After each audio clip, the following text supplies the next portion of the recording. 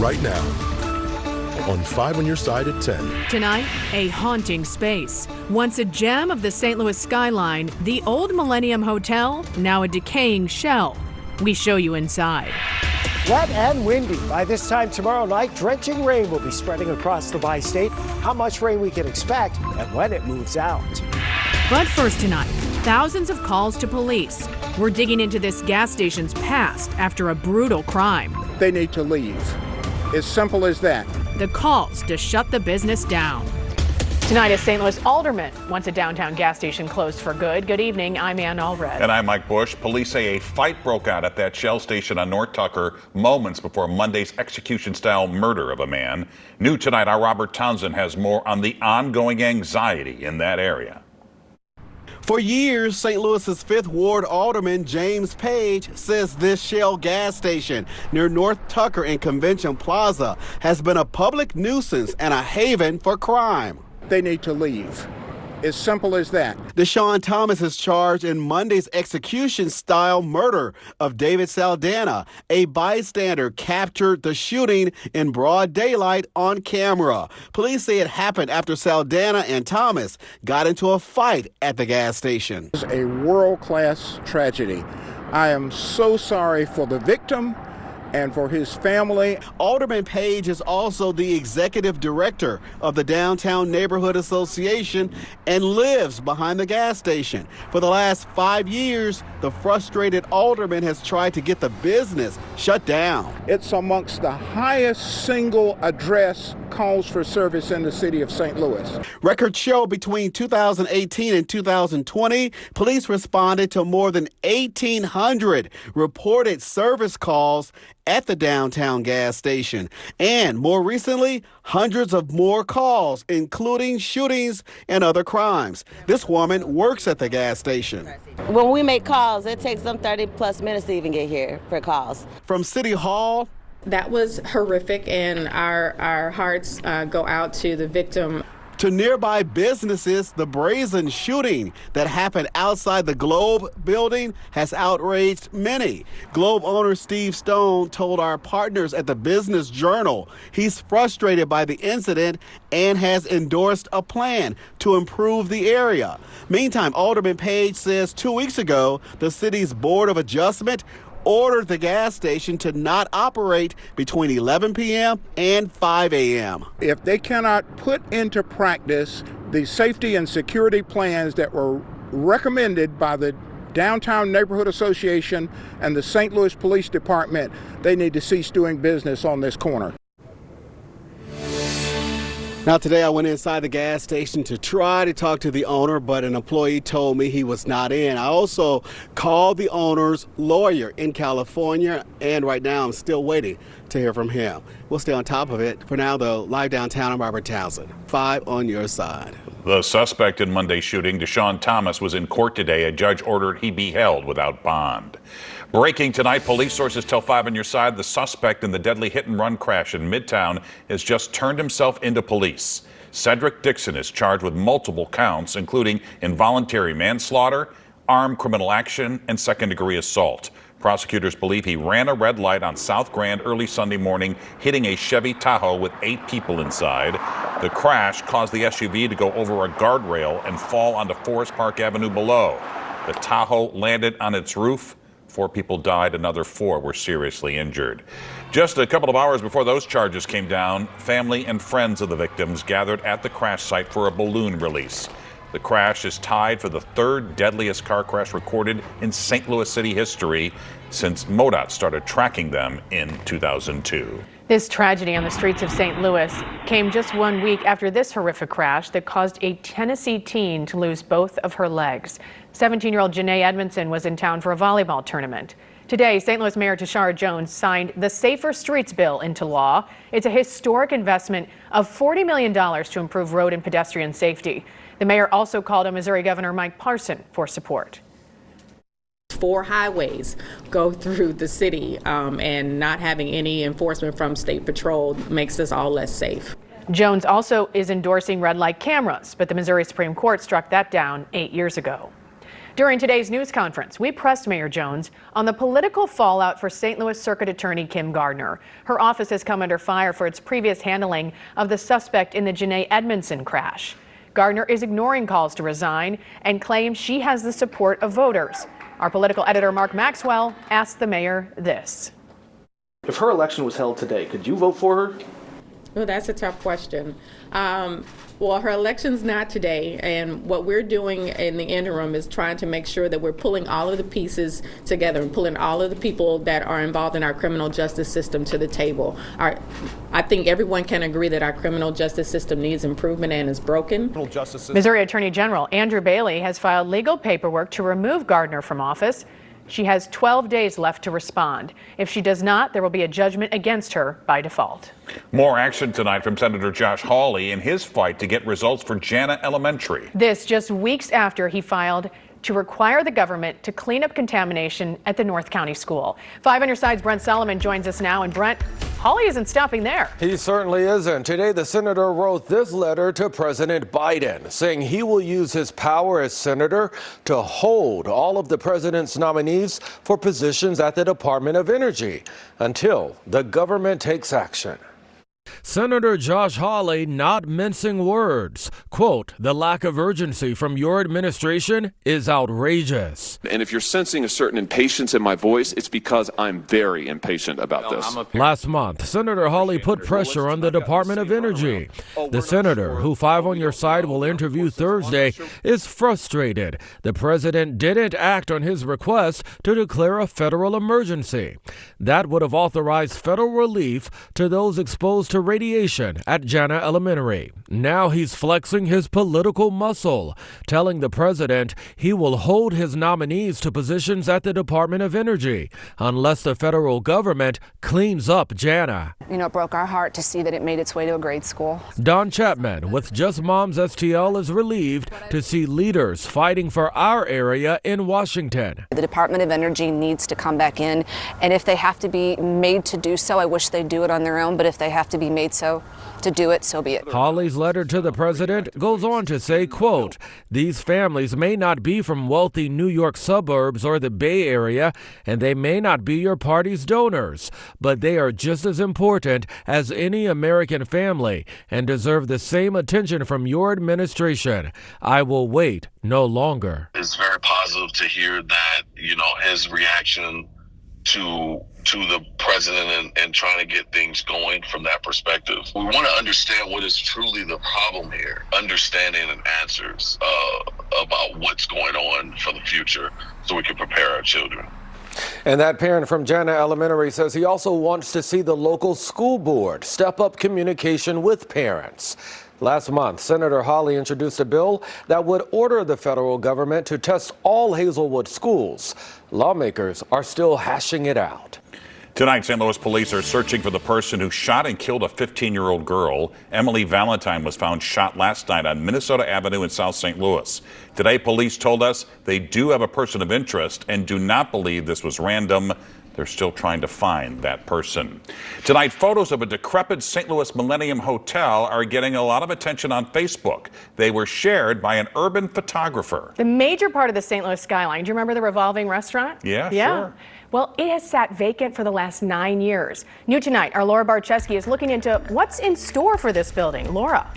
Mike and Ann, consultants and people with connections to the hotel say the Millennium is way too expensive to fix and too expensive to tear down, which means it will likely continue to sit there decaying for years to come. It was once a place so full of life and opportunity. The Millennium Hotel opened in 1968, featuring grand ballrooms and restaurants where many St. Louisans shared important moments. My dad would take me to the baseball writers' dinner, and you get to meet all the baseball players. It was in that ballroom. Steve O'Loughlin, the president of LHM, says this nearly 30-story skyscraper and staple on the St. Louis skyline is the reason his family came to the city. My dad was general manager of a Hilton hotel in California, and then he had an opportunity to be GM of Stouffer's.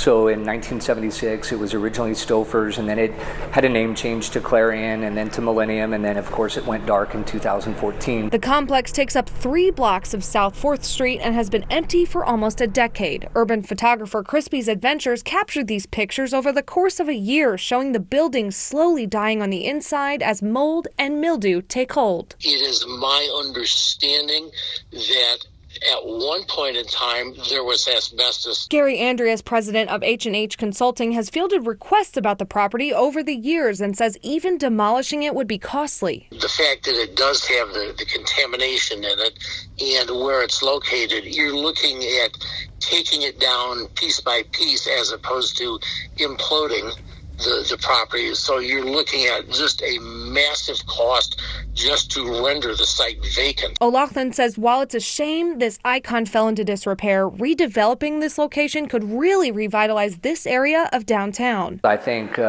having a new building, like a multifamily, maybe even some retail, restaurants and that kind of thing, really piggybacking on some of the success that Ballpark Village has had. It's an amazing location right on the riverfront. Andreas says the vacant hotel owner has no interest in selling it or renovating it, and they apparently have even stopped taking offers, let alone calls from potential buyers. We reached out to the ownership company and did not hear back. Now well past Mason Road at 155 miles an hour. Drivers fleeing from police, putting innocent bystanders in danger. They don't care about their own safety. They're also not caring about anyone else's safety. Police call it a troubling trend. Tonight, one local family's quest to make our roads safer. One of the most intense storm systems we've seen will sweep across our region as we head into Thursday night and Friday. The impacts it will bring that have prompted a weather first weather alert. Police around St. Louis say drivers are not only driving more dangerously, they're fleeing police more frequently. And often officers cannot hold them accountable. The IG's Paula Vassan investigates this deadly trend. We lost a son. We lost my oldest son on my second son's birthday. 4 years after losing Christopher. That pain never goes away. It lives in your heart. It's kind of like a memorial for him. His room looks just as he left it. He was on the rise with his dreams. He dreamed of a career in music. His mother, Connie Batzel, says everything changed when this light turned green. This video shows the moment it happened. The 21-year-old was hit by a driver fleeing police in St. Charles. So whatever we can do to bring voice to bring change, to bring public safety, that's why we're here. Years after his death. Police video from around St. Louis shows a growing trend. Now well past Mason Road at 155 miles an hour. Drivers fleeing from law enforcement have become far more frequent. Just look at this red car speeding through traffic. And this car pulls to a stop, then speeds off when an officer walks over. Officers say it puts the public in danger every single day. Take police in Hazelwood. In the past year, they've seen 41% more drivers speeding away from police trying to stop them. They don't care about their own safety. They're also not caring about anyone else's safety. Do you think dangerous drivers are getting away because they think nothing's going to happen to me? Absolutely. Captain Tim Berger of the Hazelwood Police Department says police limit pursuits to only the most violent offenders. What we don't want to see is we don't want to see innocent people getting hurt. In most cases, he tells the I-Team the danger to the public of fleeing police outweighs the need for law enforcement to stop them. Over the last 4 decades, federal data shows at least 4,200 innocent bystanders, just like Christopher, have died in crashes related to police pursuits. Critics believe that number is hugely underreported. Researchers say there's no standard requirement for tracking, and reporting to the federal government is voluntary. Police departments are also rarely audited. How are you holding drivers accountable? Well, we do our very best to make the traffic stops, to enforce the law. We have made changes. We've increased patrols.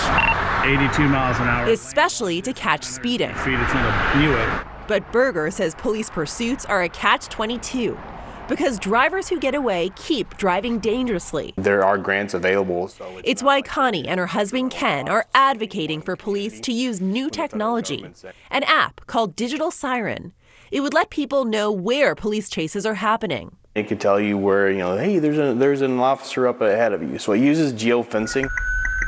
So far, no police departments in our area have signed on. The Betzels say right now, departments are worried people won't download the app. Just sacred ground. So they keep sharing their story. Love you, Christopher. Hoping their experience can save even just one life. What is your message to drivers who are driving dangerously? We all have places to get to, and let's do it safely so we can see our loved ones again. Police say many dangerous drivers change the way they drive based on where they are. They say people know where they'll get caught and where they won't. Right now, there's legislation in the works to increase penalties. Want to contact me about this story or another investigative tip? Email paula@ksdk.com. For the I-Team, Paula Vasan, 5 on your side.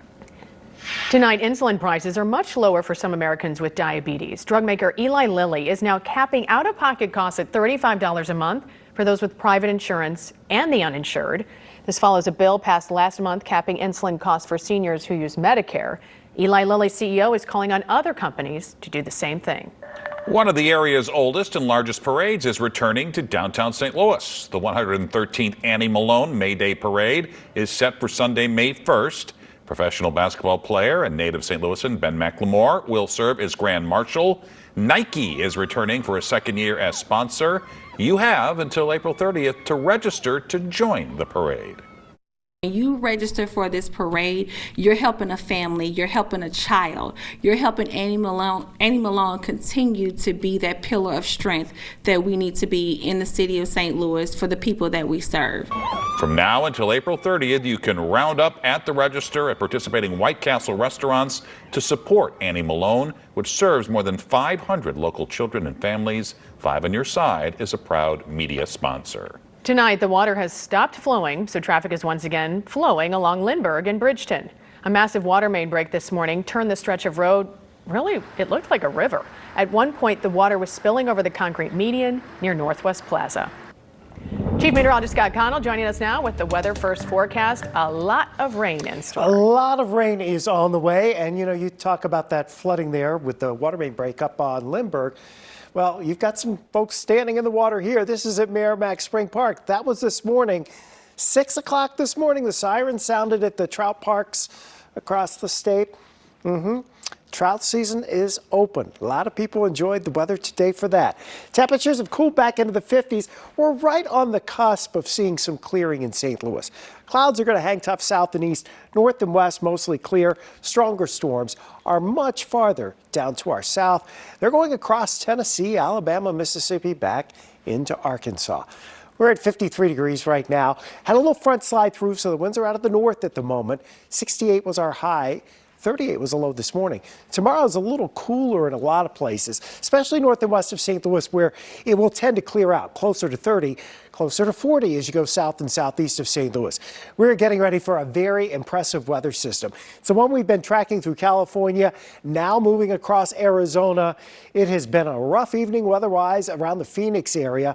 Plus, we already have the moisture feed established from the Pacific across Mexico into Texas. The interaction of these systems here over the next couple of days going to create problems for a lot of folks. For us, the severe weather threat's well to our south, so we're not concerned about severe weather, but we are going to see a tremendous amount of rainfall from this system, and the winds will get intense too. We'll start tomorrow morning with mainly clear skies, so some sunshine, clouds then increase. The chances for showers start ramping up as we head through the evening hours. The steadier rain pushes in about this time tomorrow night. Temperatures are holding in the 40s. It will be a drenching rain, locally heavy at times, and maybe even some rumbles of thunder. Again, not expecting severe weather. This will be ongoing during the morning rush hour on Friday. It is going to be sloppy early Friday morning with that heavy rain. Now, the rain pulls out. While there could be a couple of wet snowflakes mixed in, looks like we're going to save that for areas much farther to our north. We will also see strong winds with this, gusting at times perhaps a little above 40 miles per hour. This is an intense storm system, and look at the amounts of rainfall it's going to put down. Anywhere between 2 and 3 inches, and locally some higher amounts. That's not really a big flash flooding concern, but an overall poor drainage area, small creeks, small streams, bringing them up to bank full or perhaps a little above. So we'll go with a weather alert day as that flood watch is over our southern counties. And we know Friday morning's rush hour is going to be wet, sloppy, and windy. And those winds will continue into Friday evening. They do settle down, though, on Saturday and Sunday. Skies will also be clearing out. And while Friday's chilly, temperatures in the upper 40s, by the weekend, we're back into the 50s for highs on Saturday, around 60 on Sunday. Should be great for all the events going on around City Park here on Saturday evening. End of next week, it gets colder, and it looks like it'll stay a little chilly through the middle of March. All right, Scott, thanks. Frank is here with sports. Mike, Mizzou and LSU in a thriller tonight in Baton Rouge. How is that pitch clock working in baseball? And we have some big high school games to show you. Stick around, please.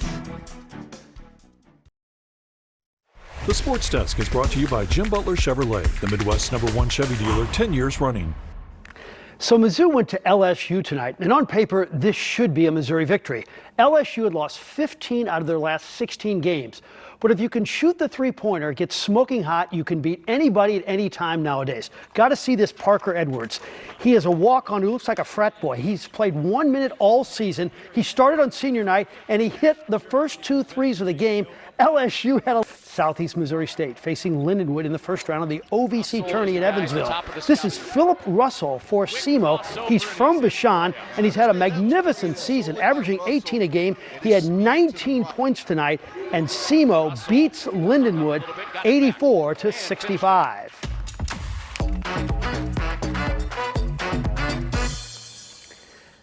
We talk spring training every night on 5 on Your Side with Cardinals broadcaster Mike Claiborne. The Birds were off today. Adam Wainwright gets the ball tomorrow against the Astros. So the pitch clock seemingly is working in baseball. The games so far have been 23 minutes shorter. The average length of a Cardinal game is now 2 hours and 40 minutes. I don't know about the rest of you, but I don't really like seeing pitchers walk around the mound or hitters messing with their batting gloves. How about it, Mike? I think it's great for the game. And for those people who think broadcasters talk too much, you got your wish. We can't talk as much. I mean, because these games are moving at a pretty good pace. We've only had one game so far that went over 3 hours and 50 minutes. It is playoff season in high school basketball. Corey Miller will have it all covered on Friday night on 5 on Your Sideline. And there's a lot of girls' talent headed to state on the Illinois side. Oakville is back in the state tournament for the first time since 2006, trying to win their first title since 2000. It's a storied basketball history in this hoops crazy town, and this year's team is hoping to add to that history this weekend. I was a freshman on the team that won in 2006, so I felt that. And I just know what it feels like, and I can't tell you how excited I am for the girls to realize how, when they walk out on that floor this weekend, it's the whole experience. Being a Rocket means a lot because of what people have laid down in years before us. We're one big family, and it shows on the court. This didn't start on the court, it started a long time ago. Now it's just people get to see it. A raucous crowd tonight at MICDS District Action. Priory taking on John Burroughs, and this Max Leip has had a terrific season. He will get the bucket right here on the break. But Burroughs was too much for Priory. Trevor Reed, whose brother plays in Michigan, has a big-time jump hook like his brother. Bombers win it 54-34. Chris Pitts and Whitfield in the nightcap against MICDS. Great-looking pass by Marcus Coleman to Jason Cluthrow for the bucket. The Warriors will come back with a 3 from Jaden Williams. MICDS wins it 58-36. And that will do it in sports. Thank you, Frank. The Cardinals will play 79 home games at Busch Stadium. How you can get a ticket to 77 of those games for about $200. Six Flags St. Louis opens for the season 1 month from today. This year, the park will open a new family-friendly roller coaster. The Rookie Racer puts riders in the driver's seat of a Formula One race car. It will open this summer. Just in time for St. Louis City SC's first home match on Saturday, a new bar has opened at City Park, Hellcat Pub. It's a tribute to Enterprise founder Jack Taylor and the Hellcat fighter plane he flew during World War II. The club says it'll be a place to enjoy the match and a variety of brews. We are 29 days away from opening day at Busch Stadium, counting down to everything. But the Budweiser Ballpark Pass is already on sale. So for a monthly fee of $35, you will get a standing room ticket to all home games, excluding opening day and the final game of the season. You can purchase your subscription on the Cardinals website.